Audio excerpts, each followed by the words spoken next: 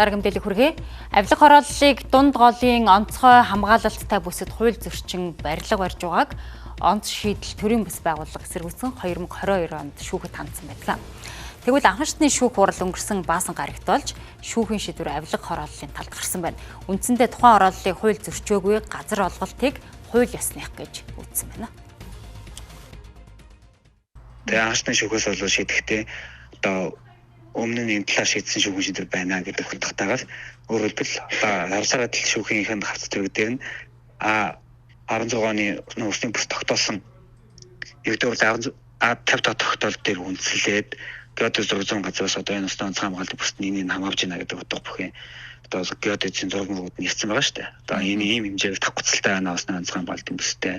Энэ онцгой хамгаалалтын бүс дээр нь ийм барилга байгуулж баригдсан байна гэдэг ирүүлсэн байж хаад тэр баримтаа үл одоо хэрэглээд алхасаад тийм шийдвэр гарсан байгаа. Мэдээж энэ бол давзаалтах шатнд энэ бол өөрчлөгдөх байх гэж нэ. Тийм баримтанд байгаа юмыг шүүхт өгнө гэсэн үг шүү дээ. Харин авилга хорооллыг барьж байгаа компани удирдлагууд бүх зүйл хуулийн дагуу өрнөсөн гэдгийг хэллээ. Тэд энэ хугацаанд хууль зөрчөөгүй мөн анх 2007 онд тус газрыг засгийн газраас 40 мянган айлыг орон сууцчлуулах төслийн хүрээнд 200 сая төгрөгөөр худалдан авсан гэх тайлбарыг өгсөн юм а.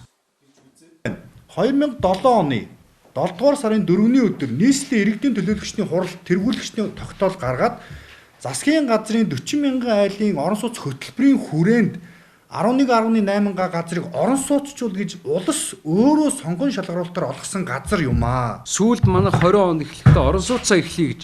Тэгэхдээ давхар бид нар усан паркаар давхар эхэлсэн. Одоо тэр эхэлсэн баримтууд нь бүгдээрээ байгаа. Зурагтайгаа бид нар уул бетоноос эхлүүлээд аваад ажил эхэлж ийсэн. 2021 онд тухайн усан паркийг үргэлжлүүлэх зөвшөөрлийг сонгуулах хүсэлтийг удаа дараа өгсөнчсөндөө тэрийг сонгож өгөөгүй. Бид нар хуулийн дагуу хуультай улс оронд байгаа болохоор хуулийн дагуу зөвшөөрөлтөй барилга барьж байгаа. Тэгэхээр усан паркын зөвшөөрлийг бол нэмж сонгож өгөөгүй. Усны тухай хуульд онцгой хамгаалтын бүсийг усны сан бүхий газрын эргээс 50 м-с доошгүй зайд болон гол мөрний татам тогтооно гэсэн байдаг. Нийслэлийн удирдлагууд авилга хорооллыг нураах шийдвэр гаргасан. Мөн авилга хорооллын 2 блок барилгыг онцгой хамгаалтын бүсд багтсан гэж үзэж байгаа. Тэгвэл шүүх болон тус компани зүгээс барилга онцгой хамгаалтын бүсэд хамаарахгүй гэж үзсэн байна.